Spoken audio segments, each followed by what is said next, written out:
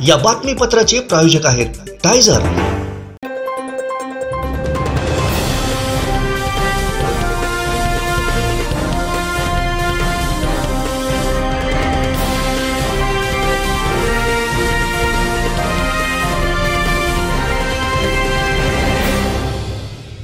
नमस्कार, आपण पाहताय कोकणचं नंबर 1 महा चॅनल कोकण सात लाईव्ह बातमीपत्रात आपलं स्वागत। सुरुवात करूया हेडलाईन्सनं।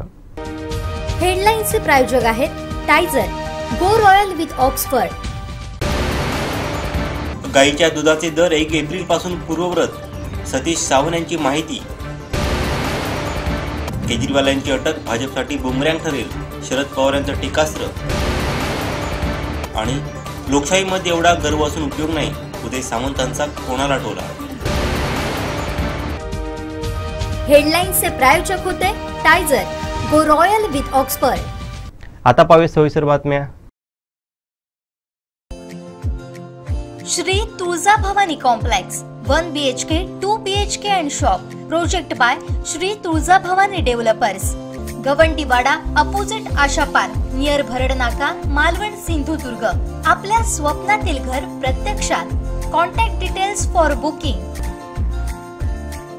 राज्यातील आदिवासी शाळांमध्ये 80 कोटींचा तर सामाजिक न्याय विभागाकडून मागासवर्गीय विद्यार्थ्यांसाठीच्या पोषण आहारात 250 कोटींचा घोटाळा झाल्याचा आरोप कर्जत जामखेडचे आमदार रोहित पवार यांनी शुक्रवारी पत्रकार परिषदेत केलाय।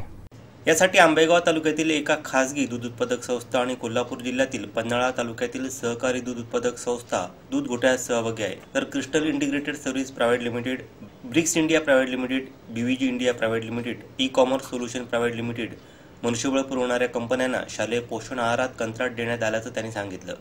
रोहित पवार यांनी कोणत्याही नेत्याचं नाव घेतलं नसलं तरी सहकार मंत्री दिलीप वळसे पाटील, हसन मुश्रीफ, प्रसाद लाड या नेत्यांशी या संस्था आणि कंपन्या संबंधित आहेत। रोहित पवार यांची ईडीकडून चौकशी सुरू करण्यात आल्यानंतर काही दिवसांपूर्वी त्यांनी सरकारमधील काही मंत्र्यांच्या गैरव्यवहाराची प्रकरणं पुढे आली असून ती जाहीर करण्यात येणार असल्याचं सांगितलं होतं। त्यानुसार त्यांनी शुक्रवारी पत्रकार परिषद घेतली। आमचे दिवसभरातले सर्व अपडेट्स, ताज्या घडामोडी आणि थेट लाईव्ह पाहण्यासाठी सबस्क्राइब करा, लाईक करा कोकणचं नंबर 1 महा चॅनल कोकण सात लाईव्हचं YouTube चॅनल।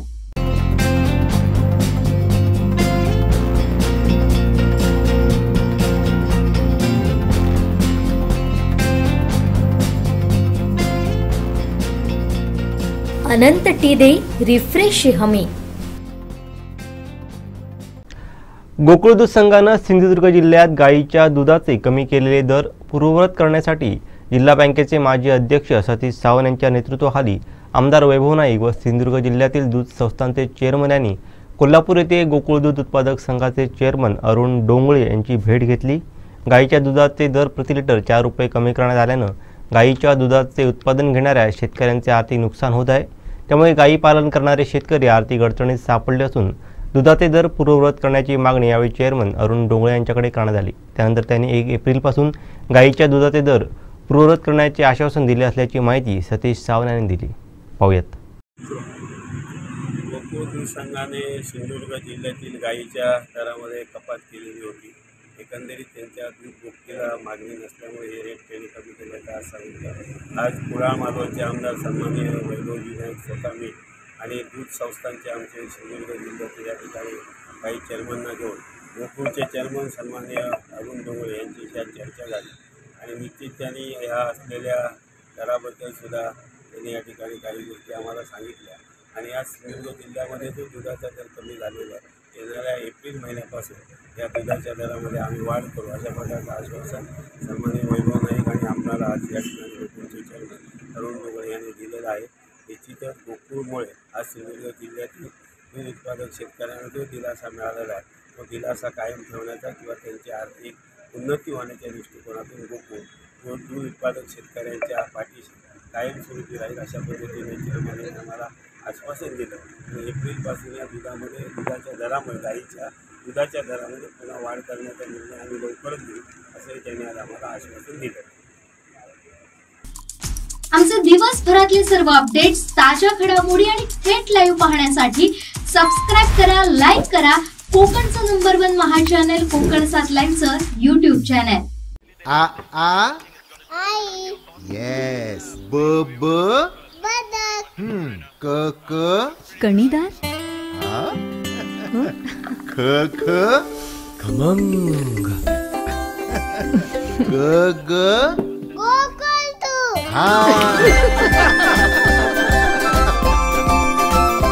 अगदी घरच्यासारखं.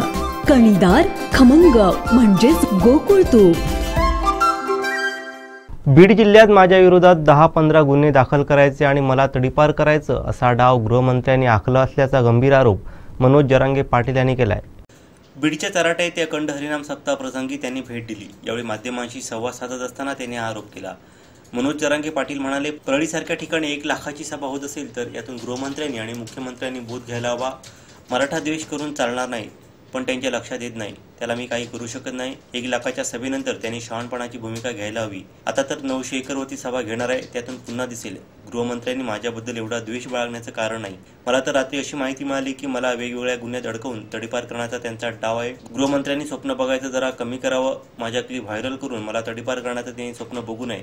आता मराठा समाज तर विरोधात गेलाच आहे, पण इतर समाजही विरोधात चाललाय. मी 24 मार्चला यावर भूमिका जाहीर करणार असल्याचं त्यांनी सांगितलं. आमचे दिवसभरातले सर्व अपडेट्स, ताज्या घडामोडी आणि थेट लाईव्ह पाहण्यासाठी सबस्क्राईब करा, लाईक करा कोकणचं नंबर 1 महा चॅनल कोकण 7 लाईव्हचं युट्यूब चॅनल. सिंधुदुर्गात प्रथमच बायपास शस्त्रक्रिया, हृदयरोग निदान आणि उपचार एकाच ठिकाणी.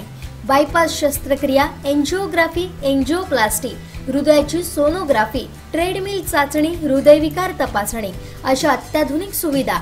MJPJAY योजनेअंतर्गत बायपास आणि एंजिओप्लास्टी अगदी मोफत. आवश्यक कागदपत्रे, ओळखपत्र, मतदान card, Aadhaar card, ration card, bank passbook, mobile number. Cashless सेवा उपलब्ध. Super speciality life time hospital, Padave, Kasal Malvan मार्गालगत, तालुका कुडाळ, जिल्हा सिंधुदुर्ग. दिल्ली सरकारच्या कथित मद्य धोरण घोटाळा प्रकरणी ईडीनं दिल्लीचे मुख्यमंत्री अरविंद केजरीवाल यांना अटक केली आहे.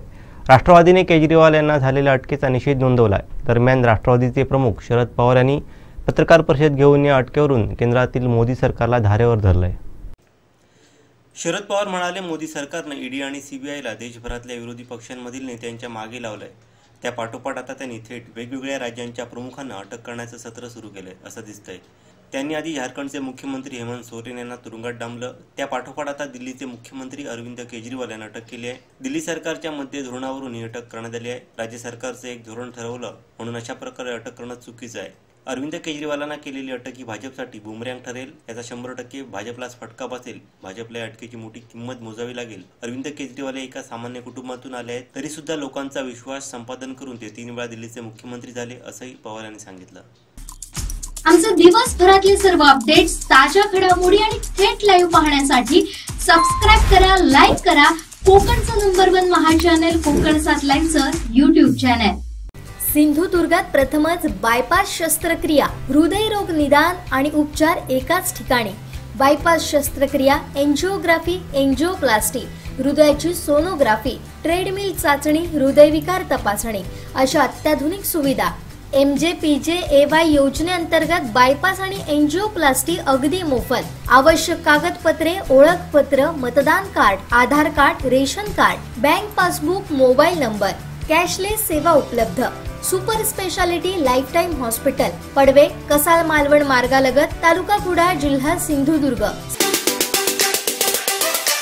कणकवली शहराला महामार्ग व ग्रामीण भागासाठी जोडणाऱ्या सोयीचा ठरणाऱ्या कणकवली गणपती साना जानवली पुलाचं काम गतीने सुरू आहे. 15 जून पर्यंत हे काम पूर्ण केलं जाणार आहे. कणकवली शहरात येणाऱ्या लोकांसाठी हा पूल महत्त्वाचा ठरणार आहे. या पुलाची रुंदी 7.5 मीटर असून उंची 6 मीटर आहे. दोन्ही साईडला पादचाऱ्यांना चालण्यासाठी ट्रॅक असणार आहे. त्यामुळे या पुलाचं काम लवकरात लवकर पूर्ण करण्यासाठी उपविभागीय अभियंता कमलिनी प्रभू प्रयत्न करीत असल्याची प्रतिक्रिया कार्यकारी अभियंता अजय कुमार सर्वगोड यांनी दिली.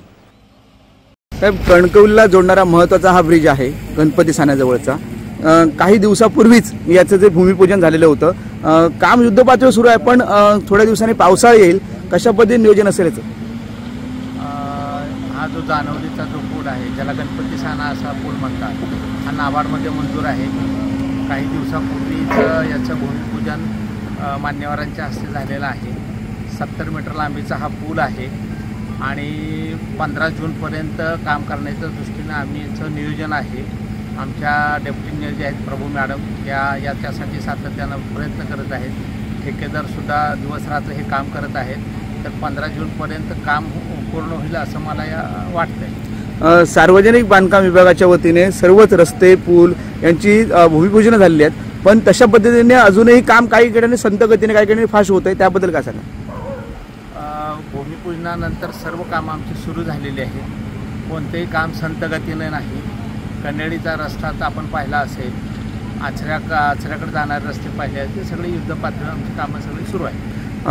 कणकवली आणि जाणवलीसाठी जोडणारा हा ब्रिज आहे, याची लांबी रुंदी कशी असेल आणि किती याचा फायदा होईल कणकवलीला? ह्याच्यामध्ये हा 7.5 मीटर रुंदीचा पूल आहे आणि याला दोन्ही बाजूनं आपण जे काय पादचारी लोक आहे, पायी जाणारे लोक आहेत किंवा मोटरसायकलवर जाणारे आहेत किंवा सायकल घेऊन जाणारे लोक आहेत, त्यांना आपण दोन्ही बाजूने फुटपाथ पण दिलेले आहेत स्वतंत्र. त्यांना हा 7.5 मीटर रुंदीचा पूल आहे. भविष्यात कणकवलीकरांना याचा कसा फायदा होईल? कणकवली आणि हे पलीकडचं जे जानवली गाव आहे ते ह्या गावाला आणि या कणकवली शहराला हा जोडणारा महत्त्वाचा पूल आहे. त्या दोन्ही गावाला आणि त्या ग्रामस्थांना हा जवळचा मार्ग म्हणून हा दुवा ठरणार आहे. हा गणपती साना पूल गणपती साना आहे.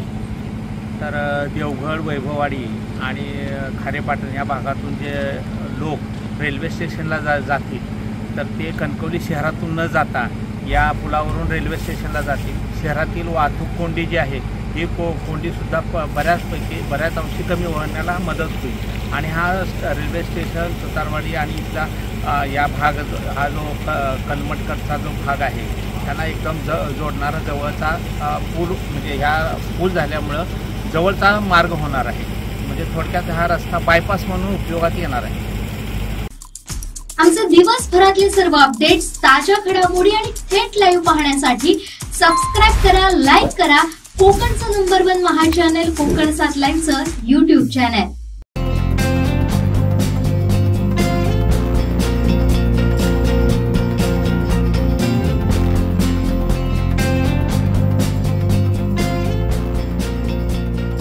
अनंत टी दे रिफ्रेश हमी.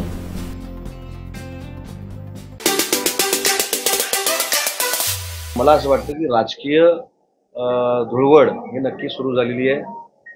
त्याच्यामध्ये काही लोकांच्या उमेदवार जाहीर झाल्या असतील, काही लोकांच्या उमेदवार जाहीर झाल्या नसतील, परंतु रत्नागिरी सिंधुदुर्ग मतदारसंघातून महायुतीचाच उमेदवार किमान 2 ते 2.5 लाखांना निवडून येईल. मी सांगितलं की हा उमेदवार हा महायुतीचा असेल आणि शिवसेना म्हणून आम्ही त्याच्यावर दावा केलेला आहे. भाजपनं देखील दावा केलेला आहे. परंतु मला असं वाटतं की शिवसेनेला ही जागा जर सुटेल याची खात्री आहे. तर माननीय नारायणराव राणेसाहेब असतील, दीपकभाई केसरकर असतील, रवींद्र चव्हाण असतील, निलेशजी राणे, नितेशजी राणे, राजन तेली, जेवढे भाजपाचे, अतुल काळशेकर, जेवढे नावं आता राहिली तर सगळ्याच लोकांच्या नेतृत्वाखाली, आमच्या सगळ्या पदाधिकाऱ्यांच्या नेतृत्वाखाली, अजितदादांच्या राष्ट्रवादीच्या नेतृत्वाखाली आणि आमची अलायन्समधले जे पक्ष आहेत त्यांच्या नेतृत्वाखाली फार मोठ्या मताधिक्यानं धनुष्यबाणाचा उमेदवार निवडून येईल. लोकशाहीमध्ये एवढा गर्व असून उपयोगाचा नाही. एक काळ देशाच्या पंतप्रधान इंदिरा गांधी असताना देखील त्यांचा पराभव झाला होता, हा इतिहास आहे.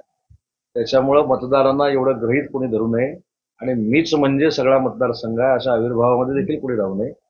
मी एवढंच सांगितलं की महायुतीच्या कार्यकर्त्यांच्या जोरावर, सिंधुदुर्ग रत्नागिरी जिल्ह्यातल्या लोकांच्या आशीर्वादावर आम्ही लोकसभेमध्ये मोठ्या फरकाने जाऊ हे मी सांगितलेलं. मी असं कुठेही मीच निवडून येणार, मीच असं केलं, मी तसं केलं हे मतदारांना गृहीत धरून चालत नाही. हा सिंधुदुर्ग आहे. त्याच्यामुळं मला असं वाटतं की महायुतीचं उमेदवार निवडून देण्याची मानसिकता ही सिंधुदुर्ग रत्नागिरीची झालेली आहे. फार मोठ्या मताधिक्याने ते निवडून देतात. बारामतीच्या प्रश्नावर मी कसं काय उत्तर देऊ शकतो, पण एक माननीय मुख्यमंत्री महोदयांची भूमिका स्पष्ट आहे की महायुतीच्या उमेदवाराचं शिवसैनिकांना प्रचार करावाच लागेल. तिथं कुठेही पाठीपुढे चालणार नाही. तिथं पक्षांतर्गत कारवाई नक्की केली जाईल. मी बातमी वाचली हल्ला झाल्याची, पण ती कशामुळे झाला, काय झाला याची माहिती माझ्याकडे नाही. आणि अशा संवेदनशील गोष्टीवर बाईट देत असताना किंवा चर्चा करत असताना माहिती घेणं गरजेचं आहे. केजरीवालांना अटक झाली आहे, आता केजरीवालांना अटक झाली आहे तुमच्या माध्यमातून आम्ही बघितलं. तर का झाली, कशासाठी झाली याचा अभ्यास करावा लागेल. बरं, काहीतरी झालं असेल म्हणूनच अटक झाली असेल. शिवसेनेनं दावा केलेला आहे शिवसैनिकांच्या मनामध्ये किरण सामंत हे उमेदवार आहेत, माझे भाऊ म्हणून नाहीत. त्याच्यामुळे जो कोणी निर्णय घ्यायचा आहे ते एकनाथ शिंदे साहेबांना आम्ही अधिकार दिले, ते एकनाथ शिंदे साहेब घेतील. आमचे दिवसभरातले सर्व अपडेट्स, ताज्या घडामोडी आणि थेट लाईव्ह पाहण्यासाठी सबस्क्राईब करा, लाईक करा कोकणचं नंबर 1 महा चॅनल कोकण 7 लाईव्हचं YouTube चॅनल. शेवटी ठळक घडामोडी पुन्हा एकदा. हेडलाईन्सचे प्रायोजक आहेत टायझर, गो रॉयल विथ ऑक्सफर्ड. गाईच्या दुधाचे दर 1 एप्रिल पासून पूर्ववत, सतीश सावंत यांची माहिती. केजरीवाल यांची अटक भाजपसाठी बुमरँग ठरेल, शरद पवार यांचं टीकास्त्र. आणि लोकशाहीमध्ये एवढा गर्व असून उपयोग नाही, उदय सामंतांचा कोणाला टोला. हेडलाईन्सचे प्रायोजक होते टायझर, गो रॉयल विथ ऑक्सफर्ड. बातमीपत्रात वेळ झाली ते थांबण्याची. पाहत राहा बदलत्या कोकणचा बुलंद आवाज, कोकणचा नंबर 1 महा चॅनल कोकण 7 लाईव्ह. धन्यवाद.